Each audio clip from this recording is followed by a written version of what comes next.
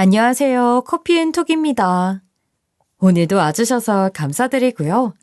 바로 사연 읽어보겠습니다. 안녕하세요.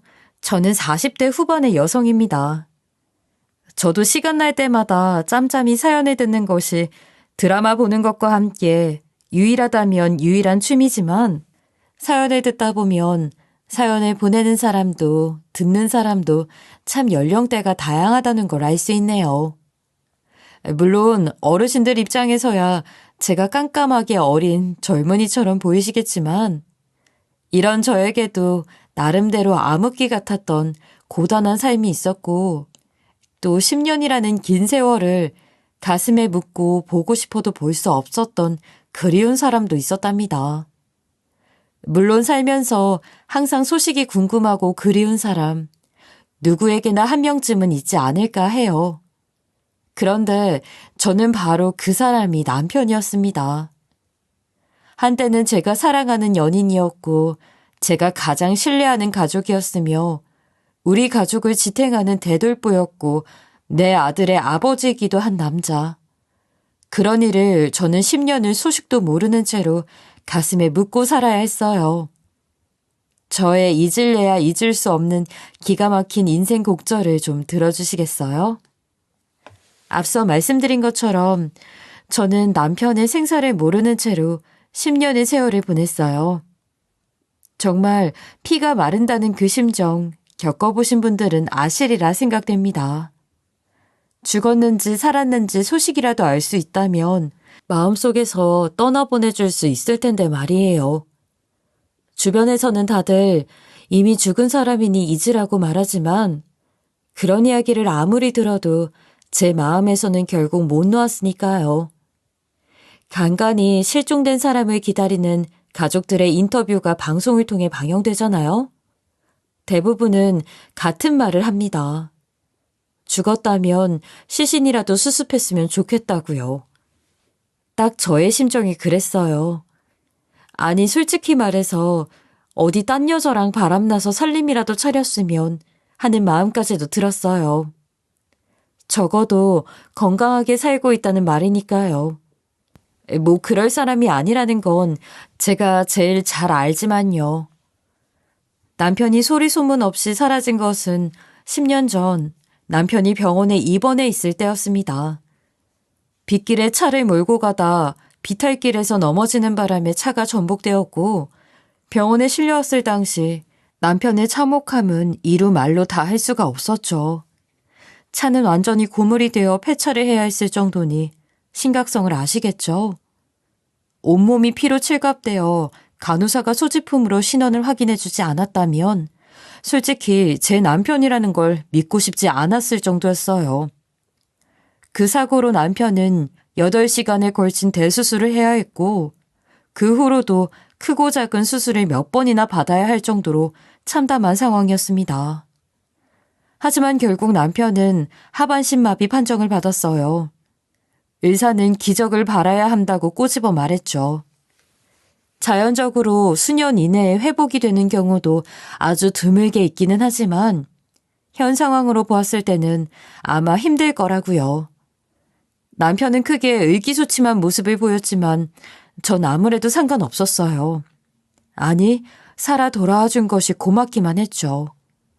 평생 휠체어를 타야 하든 대소변을 못 가리든 그게 무슨 상관인가요? 똥밭을 굴러도 이승이 났다는데 그 큰 수술을 몇 번이나 견디고 의식을 회복해 준 것이 마냥 고맙기만 했죠. 몸을 움직일 수 없는 까닭에 중환자실에 오래 입원해야 했던 남편은 건강을 빠르게 회복해서 퇴원일만 앞두고 있는 상황이었어요. 어느 날 갑자기 남편이 연기처럼 사라졌어요. 마치 남편이 사고를 당하고 대수술을 하고 병실에 누워 있었던 시간 모두가 저의 환상에 불과하고 사실은 남편은 이미 그 사고로 죽은 게 아니었나 하는 생각이 들 정도로 감쪽같이 사람이 사라졌습니다. 심지어 몸이 성한 사람도 아니고 하반신 마비 판정을 받아 자기 힘으로는 화장실도 못 가는 사람이 휠체어도 두고 사라졌어요. 새벽에 제가 자는 사이에 정말 신기루처럼 말이에요. 그 몸으로 어딜 갔는지, 혹시 누구에게 납치라도 당한 건 아닌지, 저는 정말 전국 팔도 사방을 헤매며 남편을 찾아다녔어요. 경찰 역시 이런 사건은 처음이라면서 실종자 전단도 붙이고 전국 팔도의 변사자 명단을 제게 보여주기도 했지요. 정말 몇 년간은 경찰에서 무연고 시신이 발견되었다는 전화만 받으면 하던 일도 다 제쳐두고 달려가 확인했어요. 부표처럼 홀로 외로이 바다 위를 둥둥 떠다니다 발견되었다던 익사체부터 산에 안매장된 채 발견되어 6월밖에 남지 않은 익명의 시신까지. 이 시신이 남편이 아닐까, 또 이건 남편이 아닐까. 대체 무슨 사연이 있어 새벽녘에 바람처럼 사라져 이런 곳에서 발견되었나 그런 생각만 했죠. 사람 마음이 참 간사하고 웃기죠. 솔직히 말해 그때마다 저는 이번엔 남편이길 바라는 마음 반, 아니길 바라는 마음 반이었어요. 어디선가 행복하게 살고 있길 바라는 마음이 컸지만 이렇게 살았는지 죽었는지도 모르는 피마르는 세월을 이젠 그만 끝내고 싶다는 마음도 사실 있었어요. 차라리 죽었으면 시신 발견이라도 빨리 되면 이 세월이 끝날 텐데 무엇을 포기하든 나도 이제 그만 포기하고 살 텐데 하는 생각이 종종 들었죠. 그렇게 세월은 야속하게 흘러만 갔고 어느새 정신을 차리고 보니 조망만한 꼬마로만 생각하고 있었던 제 아들이 중학생이 되어 있었습니다. 맞아요. 그동안 저는 일도 내팽개치고 남편을 찾는데 몰두하며 살아가는 바람에 집안의 모든 것이 엉망이었죠. 일을 제대로 하지 못하니 가세가 기울다 못해 내일 먹을 쌀을 걱정해야 하는 처지였고 엄마라고 있는 사람은 하루 종일 아빠를 찾겠다고 바깥을 전전하다 밤 늦게야 집에 들어와서 술이나 마셔대며 흐느껴 울다가 새벽녘이면 다시 아빠를 찾으러 나가기를 반복하니 그 어리고 여린 아이는 수년의 세월을 홀로 방치된 것이나 다름없었어요. 그런 엄마를 보며 자라온 우리 아들은 심한 우울증을 앓고 있었어요. 전 그것마저도 담임 선생님께 연락을 받고 나서야 알았어요. 선생님이 하루는 저를 학교를 불러 진지하게 앉혀놓고 아이가 요즘 부쩍 친구들에게 부정적인 암시를 하는 말을 많이 한다며 엄마가 저러고 사는 걸 평생 보고 사느니 내가 없어지는 게 낫겠다는 투의 이야기를 자주 했다고 해요. 정말 양뺨을 세게 얻어맞은 기분이었어요. 세상에, 제가 내 생각에만 빠져 내 자식에게 무슨 짓을 저지르고 있었던 걸까요? 그때부터는 저도 정신을 차리고 살아가기로 마음먹었어요. 저는 매일같이 그래, 살 사람은 살아야 한다. 우리 지호를 위해서라도 정신 바짝 차리자는 말을 아침 저녁으로 기도하듯이 되뇌며 마음을 다잡았어요. 남편은 어느 하늘 어딘가에서 잘 살고 있을 거라고 생각하자고, 우리를 그렇게 떠난 이유가 있을 거라고 그렇게 좋게 생각하며 남편을 가슴속 깊은 곳에 묻어두기로 했죠. 그 힘든 시간을 보내는 동안 저와 아들에게 큰 힘이 되어준 남편의 친구가 있었어요.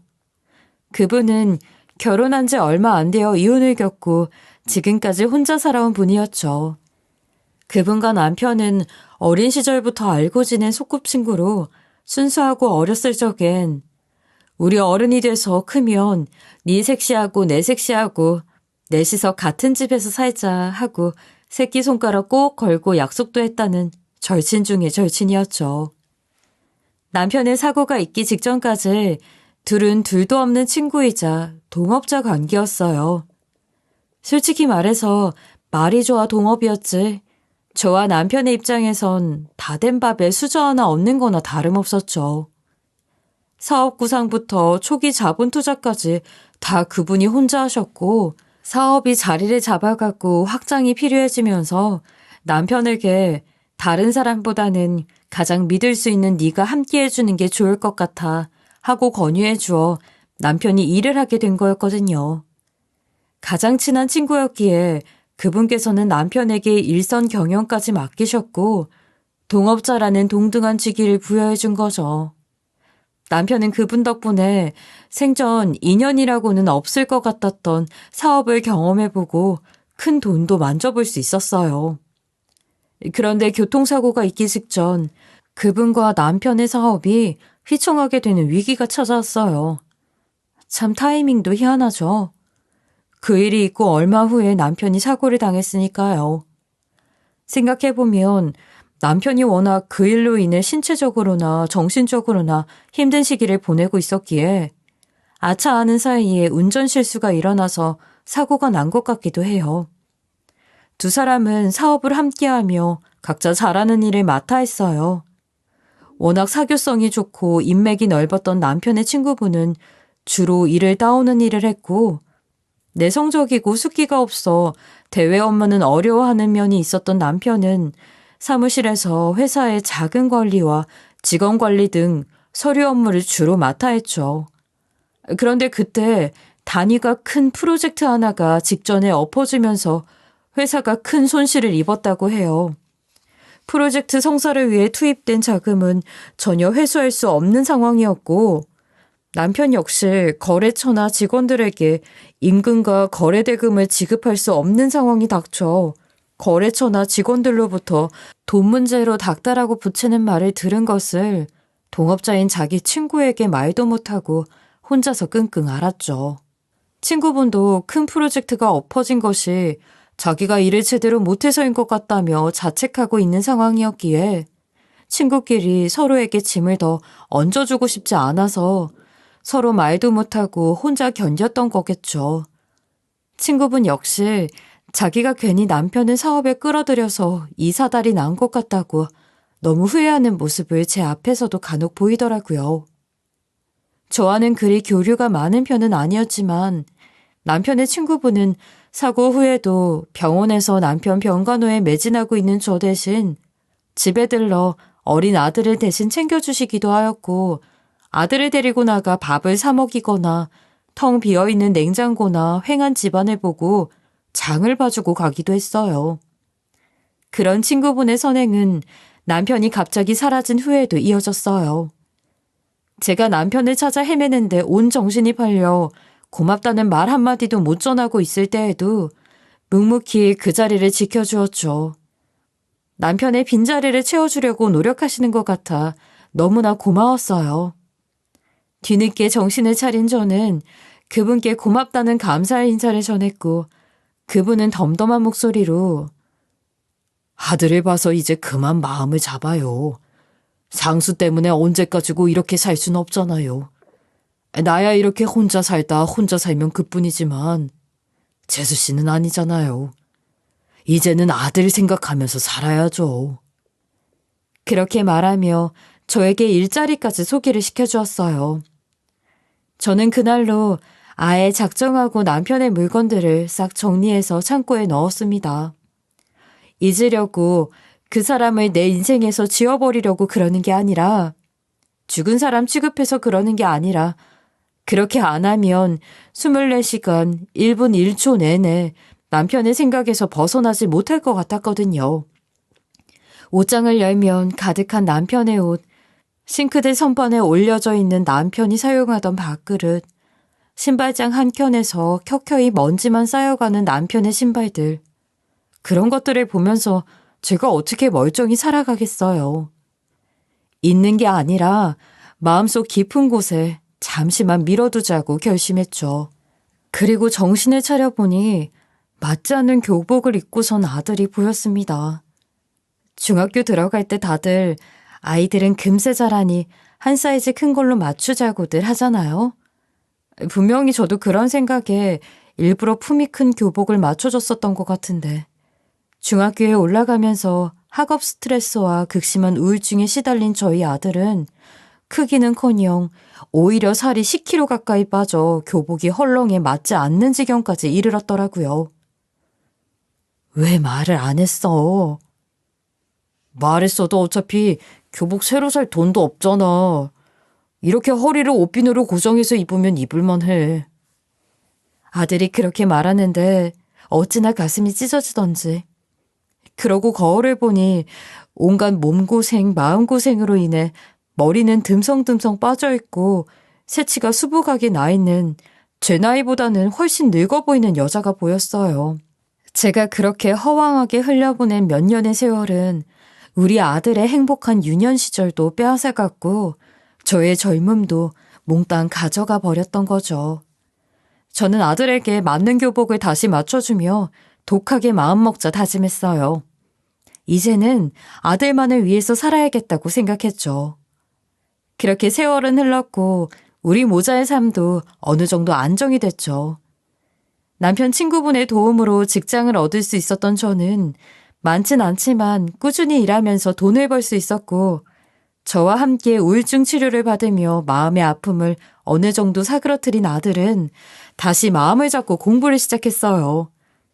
어릴 때부터 영재 소리를 듣던 우리 아들은 다시 마음을 먹자마자 학습 진도를 빠르게 다시 추월할 수 있었고 고등학교 진학할 때도 과학 영재고 같은 똑똑한 아이들이 가는 학교에 진학하는 게 어떻겠냐는 제안을 받았을 정도로 수재가 되었죠.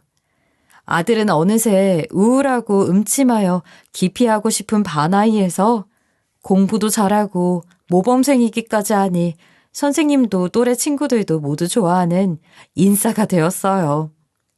그렇게 아들이 밝아진 모습을 보니 저도 마음이 뿌듯하고 한편으로는 그렇게 힘든 시기를 보내게 만들어 너무 미안하고 엄마 자격이 없는 것 같은 마음에 한 푼이라도 벌어 보태기 위해 더욱 열심히 벌었죠. 솔직히 말해서 마음 같아서야 영재고에 보내고 싶었지만 어디 그런 학교에 보내려면 돈이 한두 푼 드나요? 공부 욕심이 있는 아들 녀석도 집안 사정을 뻔히 다 아니 말은 안 하지만 내심 영재고에 못 가서 아쉬워하는 것이 눈에 보일 정도였으니까요. 그때마다 저는 남편이 아직 몸 건강이 있었으면 하는 생각이 들고는 했지만 그때마다 이미 지난 일을 어쩔 거냐며 저를 다그치고 마음을 다잡았어요. 그런 고민은 아들의 대입까지도 이어졌죠.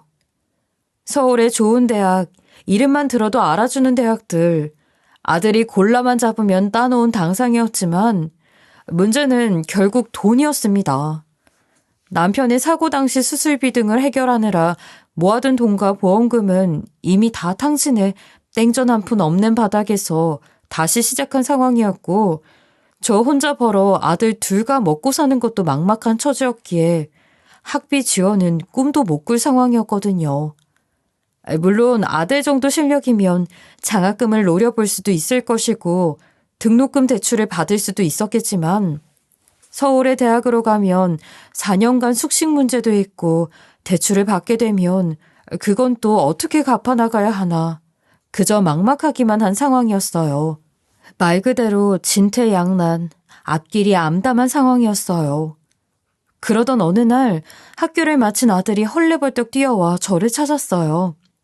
보통 학교가 끝나면 학원에 가는 다른 친구들과 달리 학원에 갈 형편이 못 되었던 우리 아들은 보통 학교 도서관에서 밤 늦게까지 공부를 하다 오곤 했는데 그날은 어쩐지 일찍 하교한다 싶었죠. 엄마, 내 얘기 좀 들어봐요. 진짜 대박이야. 생전 그렇게 들뜨고 기쁜 목소리는 아이 아빠가 그렇게 되고 나서는 처음 듣는 것 같았어요. 방을 닫다 말고 놀라서 나와보니 아이가 웃는 건지 우는 건지 모를 얼굴로 나 장학금 받을 수 있게 됐어, 엄마. 대학 학비랑 생활비 걱정 안 해도 돼. 하는 거예요. 아이가 하도 흥분해 있어 제대로 설명이 안 되는 상황이라 저는 아이를 앉혀놓고 진정을 시킨 다음에 자초지종을 물었죠. 아들은 얼마 전 선생님으로부터 새로 생긴 장학재단이 있는데 학비, 생활비 등 지원이 필요한 고학생을 선발하고 있다면서 저희 아들에게 신청을 해보라고 권유해 주었고 가정 형편이나 성적 등 이 학생이 지원받아야 할 이유와 가능성이 있는지를 판단한 후에 재단으로부터 아들에게 연락이 왔다고 해요. 그러면서 재단 측에서 아들에게 가정사를 상세히 물었는데 아들은 처음에는 가슴 아픈 사연인데다 집안일이다 보니 말을 안 하려 했는데 장학금을 받으려면 이런 이야기를 하는 게 오히려 득이 될 거라는 생각이 들어 마음을 고쳐먹고 아버지에 관한 이야기를 해주었다고 해요. 솔직히 우리처럼 힘들게 사는 집, 아니 우리보다 힘들게 사는 집도 많잖아요. 아마 그 이야기가 가산점을 얻은 것 같아요. 이런 장학재단들은 드라마틱한 사연, 이런 걸로 기부 후원 홍보도 많이 하니까.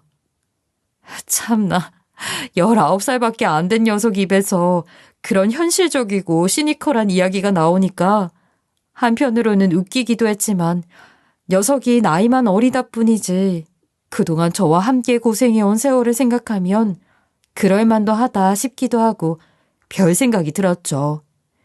아무튼 저희 아들은 그렇게 장학생으로 선발이 되어 4년간의 학비는 물론 서울에서 사는 동안 최소한의 생활비까지 보장을 받을 수 있었어요. 아들은 서울로 대학을 가서도 주말이면 집에 내려왔어요. 아무리 과제가 바빠도 2주에 한 번은 집에 왔죠. 왔다 갔다 차비도 많이 들 텐데 그 돈을 아껴서 차라리 옷이라도 사입으라는 제 말에 아들은 엄마, 이게 사실 장학비 지급 조건 중 하나예요. 라고 말하더라고요. 재단 측에서 지급해주는 생활비가 대학 근처에 방을 얻어 생활해도 괜찮을 정도로 넉넉했지만 아들은 기숙사에 들어가건 따로 살건 지급되는 액수에는 차이가 없다는 말에 기숙사 신청을 했어요. 지급된 돈은 생활비 명목으로 지출하되 비교적 자유롭게 쓸 수 있으니 아껴서 모으는 것도 자유라면서요. 저는 아니, 그럼 아껴서 모을 것이지 왜 자꾸 엄한테 돈을 쓰는 거야 하고 궁시렁거리곤 했는데 그게 장학비와 생활비 지급 조건 중 하나라니 할 말이 없었죠. 아예 재단에서 장학금 지급을 결정할 당시 생활비 일부는 부모님께 쓰도록 하세요. 장학금 선정 대상자들 대부분이 형편이 어려운 경우가 많고 저희 재단의 설립 목적 자체가 교육의 기회를 받지 못하는 어려운 형편을 가진 학생들을 지원하는 동시에 그 가족들을 함께 지원하는 거니까요. 그러려고 일부러 생활비 지급 액수가 다른 재단에 비해서 많은 거예요. 명절과 본인 가족 생일에는 추가 지급도 되니까 걱정하지 말고 가족과 함께 하는 데 쓰시면 돼요. 하고 여직원이 설명을 해줬답니다.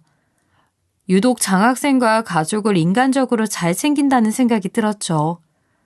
솔직히 주변에 물어봐도 등록비도 아닌 생활비까지 거기다 이렇게 넉넉한 액수로 챙기는 장학지원 프로그램은 거의 없다고 들었거든요.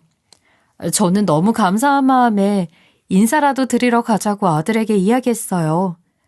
그래서 아들도 같은 생각에 재단에 대한 정보를 알아보았는데 회장님 이름이 영어 이름이었다고 하는 거예요.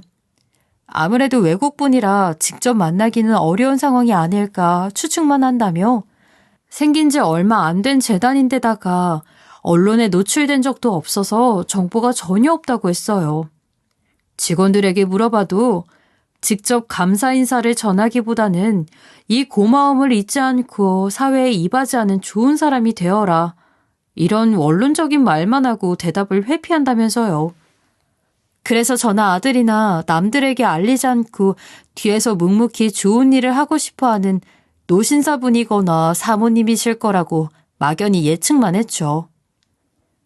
그래도 우리가 가장 힘들던 시기에 살 길을 터주신 분이니 고마운 마음 잊으면 안 돼. 아이, 나도 알아요, 엄마.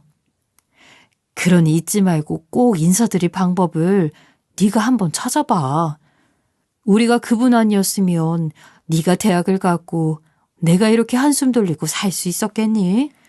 그러니 더더욱 직접 뵙고 은혜 주셔서 감사합니다 해야 하는 거야.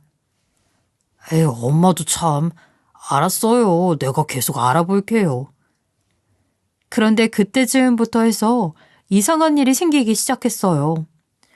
아들이 서울에 가고 저 혼자 지낸다는 것을 알게 된 남편의 친구가 부쩍 집에 자주 찾아오게 된 거죠. 처음에는 이상하게 생각하지 않았습니다. 아들이 어린 시절부터 아빠의 빈자리를 대신, 아니, 엄마의 몫까지 해주기 위해 노력하셨던 분이고 남편이 있을 때에도 늘 자랑거리가 되어주었던 좋은 친구였기에 의심할 여지가 없었죠. 아유, 이제는 이렇게 자주 안 들여다보셔도 돼요. 저랑 지호 잘 지내고 있고 장학재단에서 4년치 생활비와 장학금까지 지원해준다니 정말 큰 시름 덜었지 뭐예요. 석수 씨도 잘 지내죠? 요즘 사업은 어때요?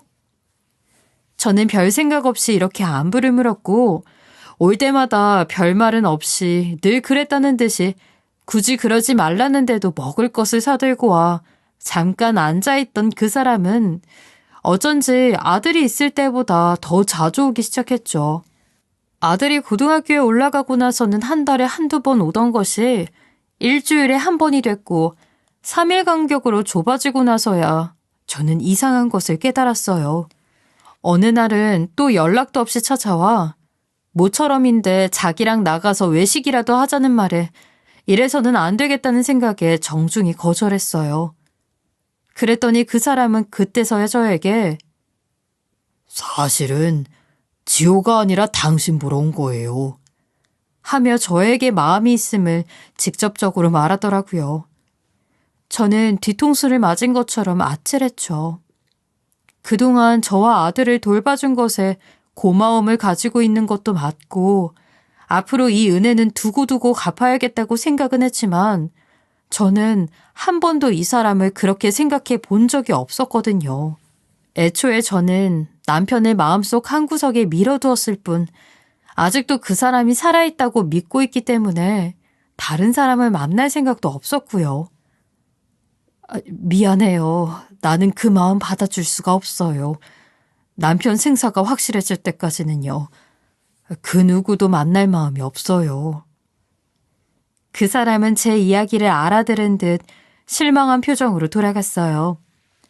솔직히 말해서 남편 사고가 있기 전부터 우리 가족을 물심양면 도와주었던 사람이었기에 미안한 마음이 컸어요. 하지만 죄책감 때문에 만난다는 것은 남편에게도 이 사람에게도 모두 못할 짓이라는 생각이 들어 확실하게 거절했죠. 전 저에게 그런 거절의 말을 듣고는 다신 찾아오지 않을 거라고 생각했어요. 하지만 얼마 지나지 않아 늦은 밤에 술에 취해 또 찾아왔더라고요. 이쯤 되니 저도 이건 아니다 싶었죠. 그동안 도와주신 건 감사하게 생각하지만 제가 저번에 이미 말씀을 드렸잖아요. 그리고 우리 지호도 한참 학업에 열중해야 할 시기인데 괜한 문제로 마음 시끄럽게 하고 싶지 않아요. 이렇게 늦은 밤에 찾아와서 이러는 거 동네 사람들이 볼까봐 무섭네요. 이제 그만 돌아가 주세요. 그 순간이었습니다. 이 사람은 갑자기 저의 팔을 확 끌어당기더니 강제로 품에 안으려고 했어요. 순간적으로 술 냄새가 확 끼쳐오는데 정말 역하게 느껴지더라고요. 저는 반사적으로 확 밀쳐냈어요. 아마 불쾌한 낯을 숨기지 못했을 거예요. 그랬더니 남편의 친구는 그동안 자상하고 인자하던 모습은 온데간데 없이 갑자기 큰 목소리로 남편 험담을 하기 시작했어요. 재수 씨, 그 쫌생이 같은 놈을 아직도 기다리는 거예요? 그런 놈을 남자라고 아직도 믿고 기다려요? 나 참, 그런 놈은 살아있어도 자기 식구 평생 책임지고 살아갈 놈이 못 돼요. 아직도 모르겠어요? 그래서 내가 그 놈을 보내버린 거 아니에요? 네? 뭐라고요? 아니, 상수가 그렇게 된 건 결국 사고 때문이지만요. 저기 재호 씨, 술 너무 많이 드신 것 같아요. 이제 그만 돌아가세요. 우리 그만 살림 합칩시다.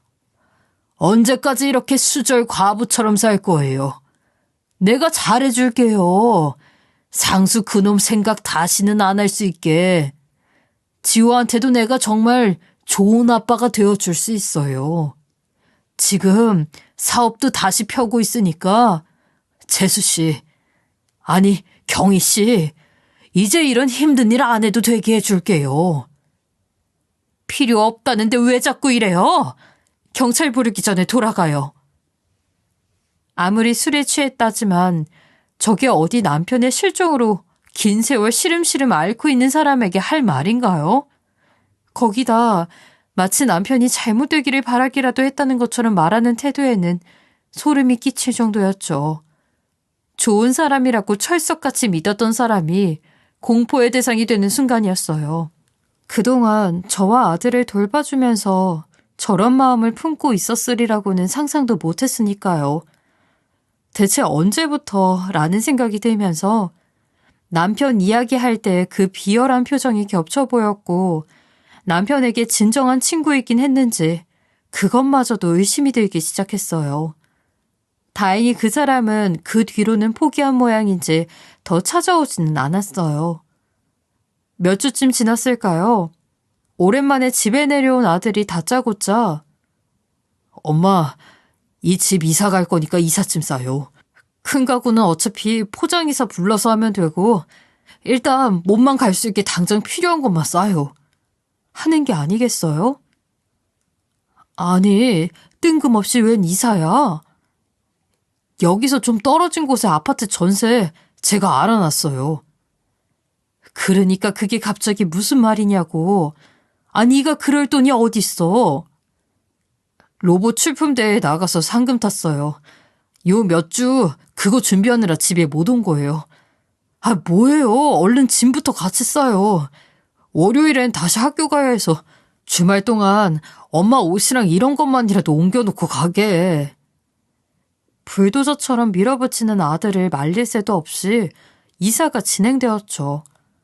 솔직히 그 사람이 집을 뻔히 다 알고 있었기 때문에 다시 찾아오지는 않을까 겁도 났던 상황이라 저에게는 이참저참 좋은 기회였어요.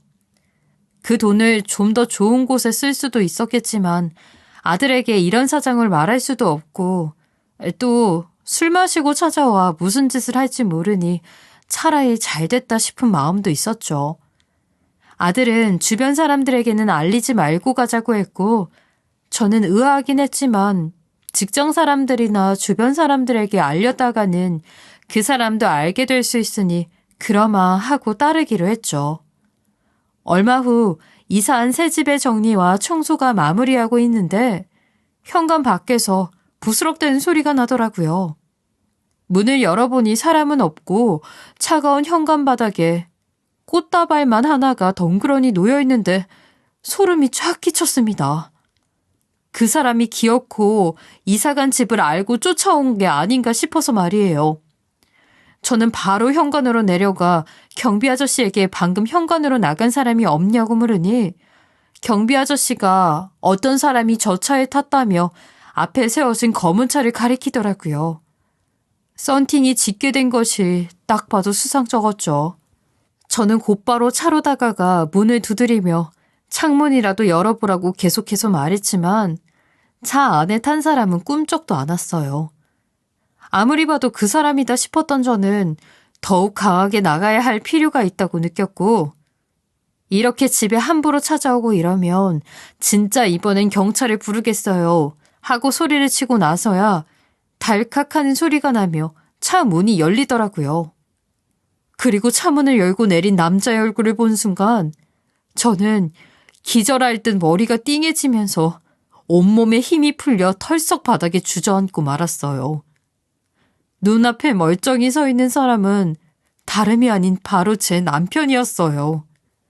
10년 전 눈물 속에 묻어버린 그 사람 말이죠.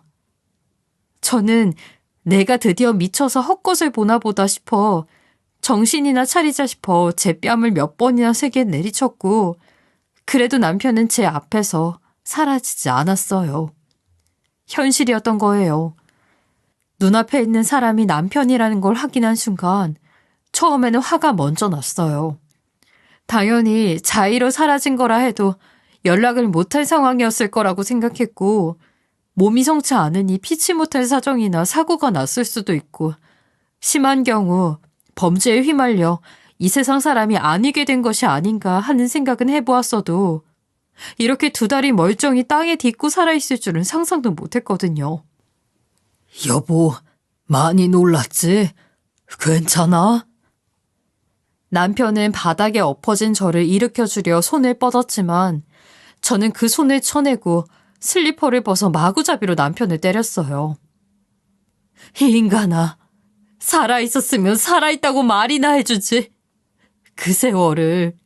그 10년 세월을 나하고 지호가 어떻게 살아왔는지 알아?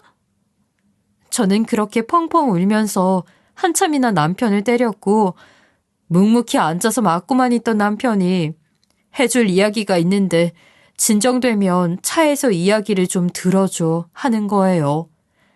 남편은 그렇게 길거리에서 목 놓아오는 저를 차분하게 기다려주다가 제가 울음을 그치니 저를 데리고 차에 올라타 가장 먼저 품에서 명함 한 장을 꺼내어 보여주며 말문을 텄어요. 내가 당신에게도 내가 어디서 뭐라고 했는지 말할 수 없었던 건 내가 죽은 목숨으로 여겨져야만 하는 사정이 있었어. 모든 것을 정리하고 당신과 지호 앞에 떳떳하게 나타날 수 있을 때까지 시간이 필요했어. 남편이 건넨 명함에는 아들이 말했던 그 장학재단의 회장 이름이 새겨져 있었습니다. 어쩐지 나보다 더 아들 생일이며 무슨 나를 살뜰하게 챙겨주던 것이 고맙기도 하면서 이렇게나 해주나 싶어 의아한 적도 있었는데 그게 사실은 다 남편 뜻이었던 거죠. 그렇게 생각하니 보이지 않는 곳에서 우리 모자를 그리워했을 남편의 마음이 이해가 되어 다시 눈물이 쏟아지기 시작했어요. 그동안 한 번 터뜨리면 멈출 길이 없을 것 같아 꾹꾹 눌러 참았던 10년분의 눈물이 한꺼번에 흘러나오는 듯했죠. 남편의 이야기는 이랬습니다. 남편과 동업을 한 친구는 원래 이미 망해가는 사업의 책임을 전가하기 위해 남편을 끌여들었으나 예상외로 남편이 재정관리를 하자 사업이 잘 되기 시작했고 그때부터는 지분을 나누는 것에 불만을 품었다고 해요. 자신이 터트린 프로젝트 사고를 무마할 겸 남편을 제거할 계획을 세운 그 사람은 남편의 자동차 타이어를 마모된 것으로 바꿔치기 해서 제거하려고 했다는 겁니다. 남편은 차량에 올라탈 때 이상한 느낌을 받았는데 알고 보니 타이어가 바뀐 것을 알았다고 해요. 어차피 살아 돌아가 봐야 다시 목숨이 노려질 것이 뻔했기에 흔적을 감추고 숨어 살며 가족들을 그리워했던 남편은 어떻게든 저와 아들을 돕고 싶어 장학재단 후원을 생각해냈고 아들 대입 시기에 맞춰 연락을 하기 위해 이를 악물고 준비했다고 해요. 언제까지고 이렇게 살 순 없으니 진실을 밝히고 죄인은 죄값을 치르게 하고 자긴 이제 가족들과 발 뻗고 편히 지내고 싶었다고 말이죠. 이젠 다 준비가 끝났어, 여보. 그동안 고생 많았지? 믿고 기다려줘서 고마워. 남편은 그렇게 10년간 갈아온 복수의 칼날을 겨누었습니다. 평생 친구라고 믿었던 사람을 철천지 원수로서 다시 만나게 된 것이죠. 대부분의 증거자료를 수집해서 보관하고 있는 것은 물론 4년에 걸친 끈질긴 설득 끝에 그 사람이 남편을 없애려고 했던 계획과 그 계획에 입증할 수 있는 중요 증인을 설득하여 법원 출석 약속까지 받아냈다고 해요. 당신과 지호랑 생이별해야만 했던 보상을 받아내기 위해서라도 난 끝까지 싸울 거야. 그놈의 유죄를 밝히기 위해서. 이미 증거와 증인 확보가 시작되었기 때문에 경찰에서도 재수사 요청을 거절할 이유가 없었고 지금은 법정 공방이 이어지는 중입니다. 아직 판결은 확정나지 않았지만 요즘 우리 집엔 웃음소리가 떠나지 않아요. 그 사람은 여전히 자신의 유죄는 전면 부인하고 있어 재판이 길어질 것으로 예상되지만 우리 가족은 같은 공간에서 함께 마주보고 있기만 해도 좋아서 서로를 보고 미소 짓기에 바쁘거든요. 남편은 밥맛이 이렇게 좋은지 몰랐다며 밥만 차려줘도 뭐가 그렇게 좋은지 허허실실 웃기만 합니다. 요즘 남편은 아들과 함께 재판에 관한 이야기, 변호사를 함께 만나거나 법적인 문제 등을 함께 의논하는 사이가 됐어요. 워낙 똑똑한 녀석이다 보니 아주 든든한 조력자가 되어주어 남편도 한시름 덜 수 있다며 든든해하고 있어요.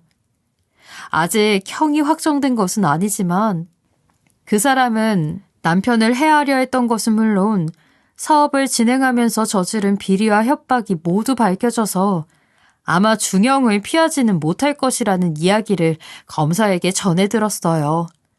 변호사도 남편도 승소를 확신하고 있으니 이제 걱정할 일은 아무것도 없는 것이죠.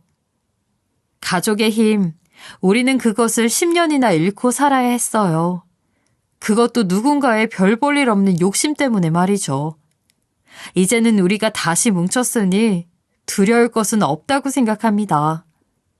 남편은 우리 가족처럼 가족이 함께 살 수 있는 이들에게 안식처가 되어주고 터전이 되어주기 위해 진지하게 장학재단을 설립할 계획을 세우고 있어요. 우리 듬직한 아들과 함께 말이죠. 물론 아직까지는 마지막 공판이 남아있기에 급한 일부터 처리해야겠지만요. 마지막 재판에서도 좋은 결과를 얻을 수 있게 많은 응원 부탁드리고 저의 이야기 들어주셔서 감사합니다. 지금까지 커피앤톡이었습니다. 오늘도 끝까지 함께 해주셔서 감사하고요. 다음 영상으로 또 찾아뵙겠습니다.